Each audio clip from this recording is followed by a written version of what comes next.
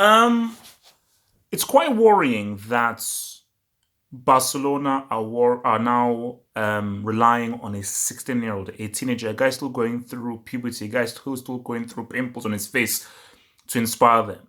Because once Messi went off, Villarreal could have very easily beaten Barcelona. All they needed was the right pass; they could have very easily beaten them. Ansu Fati comes on, and the whole team uplifts.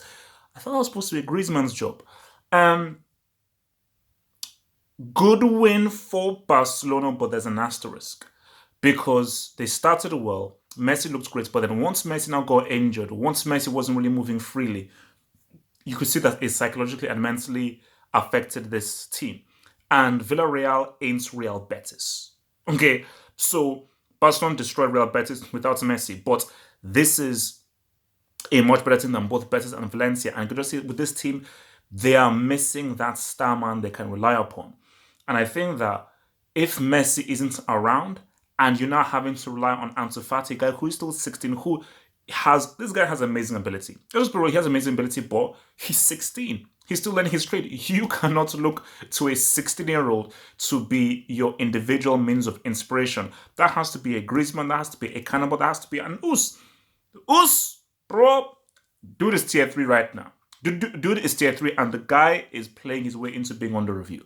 Gotta keep it real. The guy's playing his way being under review. But for me, that dude of the game was Santi Cazorla, and I think the commentator said something very interesting. Santi Cazorla, if things were different and he was in that Barcelona team, he would have been perfect for that Barca team. This guy's ball control is among some of the best ball control you will see in the world right now. And at 34 years old, the guy was pretty much the best player on that pitch. The guy was the best player on that pitch. But Villarreal had their chances to score, especially for Chukeze, where his shooting has to improve. And this is something I saw of him in the Nations Cup, where take your time, go into training, and make your shooting much more precise. Make your balls go on target because you can see that he's creating the opportunities, he's creating the space, he's making smart runs, he's getting the right positions. But once he gets to the right positions, this is what separates himself from a Robin or a Salah is they know how to pop their shot off.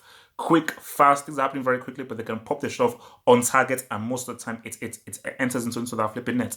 But for Barcelona, look, I thought Arthur was again probably one of Barca's better players, and I think he is holding down that role very well. Just you can just see shades of Javi. Yeah, he ain't Javi, but you can see shades of Javi where every time he has the ball, he has great control of the ball. He goes left, he goes right, and he doesn't always make the easy, obvious pass. He's very confident in holding onto the ball and trying to make that forward pass, moving forward with the ball. So I always used to use the example of he's like a sponge. He's like a sponge, which is that anywhere in the pitch, you know that's boom.